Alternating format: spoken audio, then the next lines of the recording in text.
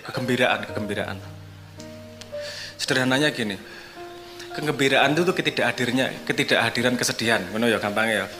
Saya selalu pakai selalu kesadaran walak-walik itu selalu ada. Ketidakhadiran dari kesedihan. Tak takon, ketika kita ngobrol ngene iki kowe sedih apa ora? Mesti ora, mbok kaya ngopo kowe ketika kamu memperhatikan sesuatu, ketika kamu mendengarkan sesuatu, ketika kamu belajar fokus pada sesuatu, kamu harus meninggalkan semua kesedihan dan kegembiraan. Untuk kamu bisa bahas sedih, itu kowe kudu lepas sedih sih. Nek ora lho piye kowe bahas? Bener ora? Jadi itu pertama yang harus kita sadari itu bukanlah keadaan permanen. Betul nggak? Oke. Paham maksudku ya? Dewi ngobrol ini kenapa gembira? Karena tidak hadir sedihnya. Ngapa tidak hadir sedihnya? Wong Dewi diskusi kok. Ora sempet sedih. Ora sempet mikir. Kowe mikir, utangku akeh, cicilanku akeh. Iya, itu cuma jadi kesadaran orang mlebu ning manah tapi karena kita sedang bahas. Mun nek kowe dhewe ngelangut ngono kae. Aduh, netes e. Asu abot iki jinggo kan gitu. Misuh sih, oh iya no, misuh ki karakteristik bangsa ya kowe. Oke. Saya tidak menafikan bahwa hidup itu ada masalah. Dan saya berani mengatakan bahwa hidup tanpa masalah itu tidak hidup. Masalah ada yang datang dari luar, ada masalah yang kita ciptakan sendiri. Dalam tanda petik ya. Oke, pertanyaannya gini. Aku nggak rumus ruwet-ruwet. Gue malah jadi kedawan. Ya. Jadi kita ngomong tentang menghadapi masalah saja. Karena kalau masalahnya sudah bisa dihadapi, kamu akan datang kegembiraan dengan sendirinya kan gitu. Default kita gembira kok. Anda lihat anak kecil, lebih banyak gembiranya atau sedihnya? Dia belum terlalu banyak ilmu, terlalu banyak apa-apa, seneng. Guyang-guyu tok. Yang bayi lagi lahir mungkin menangis, tapi bukan menangis kesedihan, itu tangis kegembiraan. Nek kweling mungkin juga tangis penyesalan. Lahir geludak, delok bapak, aduh bapakku iso wae. Mbakku kayak nangis juan. Oke. Gitu ya. Yang akan kita bahas berikutnya adalah ketika Anda menghadapi masalah, gimana cara menghadapinya agar itu tidak menghilangkan kegembiraan Anda. Bukan memecahkan masalahnya loh. Bagaimana membuat masalah itu bisa kita kontrol. Karena kalau masalah di atas kepala gue iso kontrol, itu dia yang akan mengontrol dirimu. Tapi untuk bisa mendapat kegembiraan, kamu harus bisa mengontrol masalah tersebut. Pertanyaannya gimana kita bisa mengontrol masalah tersebut? Apapun masalahnya. Ini pakai rumus itu, pakai rumus universalnya kemudian. Ada beberapa pertanyaan ketika Anda menghadapi masalah. Urutan pertanyaan. Ya, ini rumus sederhana kayak gini ya. Oke, pertanyaan pertama. Apakah masalah itu benar-benar masalah? Untuk Anda. Misalnya ngene, wah koyone bapak akeh nesu karo aku, ora trimo koyone wingi aku ngentut neng sebelah. Hatimu gundah gulana. Sebelum itu jadi masalahmu, pastikan itu benar-benar masalah enggak sih? Itu datang di kepalamu sendiri atau memang benar-benar masalah? Sebelum Anda menghabiskan energi untuk sedih, menderita dan segalanya, verifikasi dulu bahwa itu benar-benar masalah untukmu. Tanyain ke orangnya. Pak, kemarin aku ngentut. Oh, kowe tau sing ngentut. Oh, pantes sambune kaya ngono. Semangan sing apik ya le. Bisa malah jadi bukan masalah. Paham maksud saya ya? Oke. Masih pada pertanyaan pertama, ini pada varian cara berpikirnya. Apakah itu masalah buat Anda? Misalnya gini. Ono perang ki ning Ukraina karo apa jenenge Rusia. Wis perang ki. Apakah itu masalah? Masalah.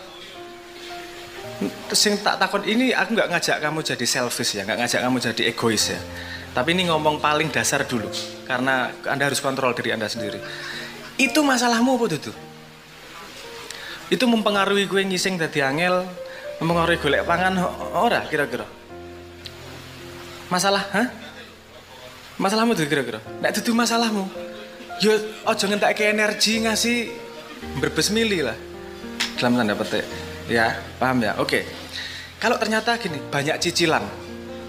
Wah, iki real iki. Soalnya nek ora tak bayar ya ditagih iki. Kan gitu tak iki masalah tenan iki masalah tenan. Kalau kamu sudah sudah melalui itu, berarti kamu sudah bisa mendefinisikan masalahnya. Masalahku adalah bukan cicilan loh. Cicilan itu jalan menuju masalah. Masalahmu adalah ditagih wong urip ra enak karena durung bayar cicilan. Tanggung jawabnya untuk ke situ berarti bayar cicilan. Oke. Sudah ya terdefinisi apa masalahnya, yaitu langkah pertama. Langkah kedua, tanyakan pada dirimu, bisa nggak kamu memecahkan masalahnya?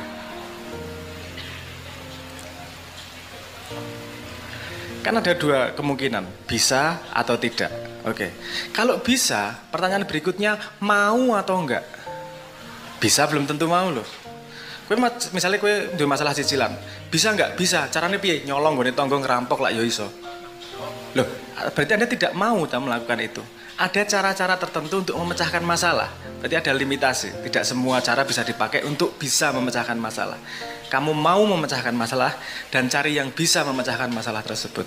Kalau kamu jawabannya pada mau dan bisa, lakukan. Wes toh, selesai toh masalahmu. Bukan jadi masalah lagi karena kamu sudah melakukan untuk memecahkan masalah tersebut. Nah, bagiku masalahnya ini. Oke ya, paham ya pada itu. Kalau gini, kalau pertanyaannya, kalau ternyata jawabannya gini, ini masalah buatku tapi aku tidak bisa memecahkannya.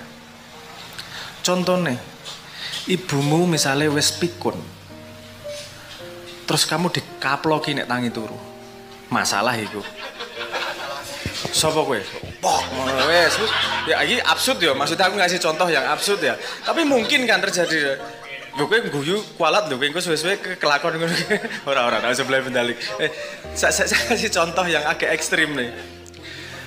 Paham maksud saya ya? Itu masalah yang nggak bisa kamu pecahkan toh. Piye? Mosok arep tok kaplok balik ibumu. Atau kamu akan meninggalkan ibumu dari rumah, tapi nggak ada yang ngurusi nanti. Nggak ada yang ngurusi, betul nggak? Ada solusi yang kamu nggak mau dan nggak bisa memecahkannya. Kalau memang posisinya kamu nggak bisa memecahkan dan nggak mau memecahkannya, ambil itu sebagai tanggung jawab.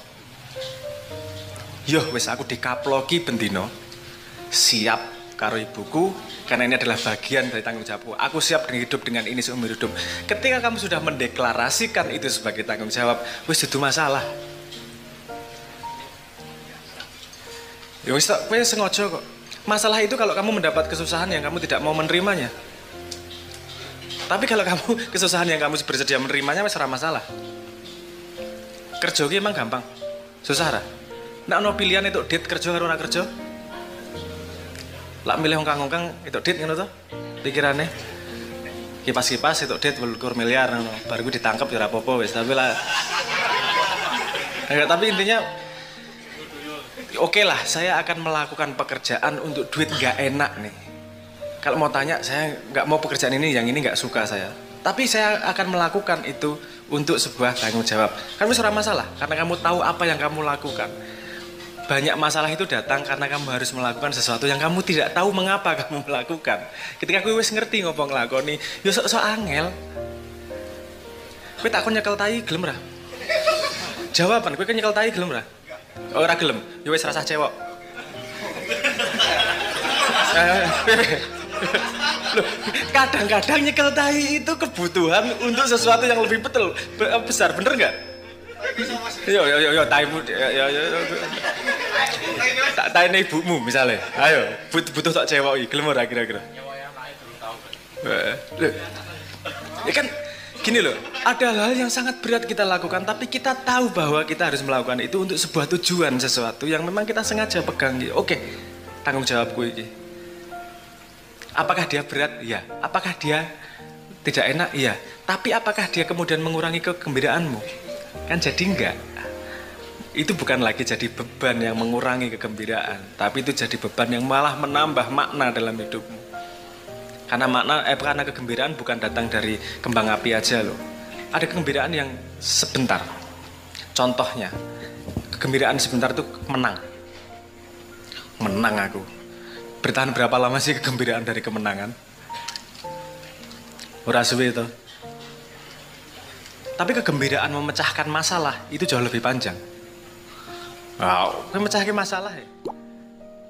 Ada satu masalah yang bisa membebani banyak orang, kamu memecahkannya, kuwi luwih dawa itu serotonin yang terjadi. Kalau menang itu urusan dopamin. Dan menungso kita sering kadang-kadang lupa bahwa kita itu hidupnya sering kali menang kalah. Yang tidak masuk akal menang kalahnya. Tahu ora sugi-sugian karo tonggo?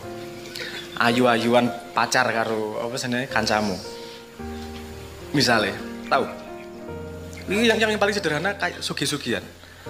Lomba, aku kudu luwih sugih, menang aku nek luwih sugih. Anda tahu nggak tidak masuk akalnya itu? Untuk semua perlombaan, syaratnya garis finishnya harus disetujui bersama. Nek garis finishnya tidak disetujui bersama, ya loro-loro nih iso ngomong menang no. Aku menang, garis finishku neng kene. Dia ngaku garis finishnya di sana, betul nggak? Untuk perlombaan bisa ngomong kamu menang lawan musuhmu, itu lombanya harus dideklarasikan garis finishnya di mana. Kalau tidak ada garis finishnya, tidak ada lomba, yang ada kepalamu bikin lomba sendiri. Nek kowe sugi-sugian karo tanggamu, pernah nggak kamu sepakat sama tanggamu? Oke ya, yang dapat gaji 5 juta duluan menang berarti ya. Tahu ra kira-kira? Ngopo kowe terbebani karo utekmu dhewe pada sebuah perlombaan ilusi yang tidak disetujui juga, kowe kalah sedih dhewe, menang seneng dhewe. Kok dawa men dadak urusan gaji onane selesai. Nek mengarep seneng dhewe tok. Gue kok nepuk tangan ngene to. Kowe urung tahu po. Rasa kemaki lah. Aku bukan merekomendasi, aku memberi solusi yang lebih mudah daripada gue bingung kok apa sugi-sugian karo tanggamu gengsi nek motore luwih apik ngono ki. Kuwi lomba apa to kuwi jane? Motor luwih apik. Ya Allah aku ki sok-sok rada ra masuk akal iki lomba. Ngopo ya kowe nyicil motor angel men? Lho tanggaku motore luwih apik Aku ora iso kalah gitu. Aku rada sok-sok ono lomba kowe tahu karo tanggamu lomba sing menang ki sing piye? Kategori sing menang. Ya ora tau dibahas. Juk lombane opo? Kowe ngarang-ngarang lomba dhewe, bingung-bingung dhewe, bundet-bundet dhewe. Nah itu kreativitas manusia itu bisa memecahkan masalah, bisa membuat masalahnya sendiri. Makanya perlu dipastikan masalahmu itu beneran masalah atau cuma imajinasimu. Nek mengimajinasimu ngopo tok pikir. Gitu ya. Jadi kita begini, untuk menuju kegembiraan bisa caranya dengan jalan menuju gembira atau mengurangi yang membuatmu tidak bisa gembira. Karena tadi kita sudah dapat ilmu bahwa anak kecil itu mudah bahagia, seharusnya kita mudah bahagia. Kok tadi wong tua angel bahagia toh? Apa yang menggeret kita untuk jadi susah bahagia? Ternyata itu tadi banyak masalah ilusi yang dipikirkan, tidak bisa punya keputusan terhadap masalah. Hartok lakonnya portok tinggal. Nek tok tinggal berarti kudu siap urip sakmur uripmu dengan masalah itu. Saya berkali-kali ngomong soal pentingnya keputusan seperti itu. Karena nek gantung tok kuwi suwe jeblok utekmu. Suwe-suwe kowe nesu tanpa inget sebab nesune ngopo. Kaya wong kowe tau ora to senenge jotakan karo bocah 3 tahun ngono. Ngasih lali pokoknya kemudian aku jodohan ngopo ya pokoknya ra seneng aku karo cah kae. Gila ya ngopo to gitu. Itu kadang-kadang kalau kita punya masalah di depan mata yang tidak kita selesaikan, itu iso dadi tinggalane ngono kuwi yang tidak bisa dipecahkan kemudian. Ngopo urip soro. Jadi kita kurangi yang memungkinkan untuk kegembiraan bisa berkurang sehingga kegembiraan punya kesempatan untuk muncul karena sejatinya dia pengen muncul terus.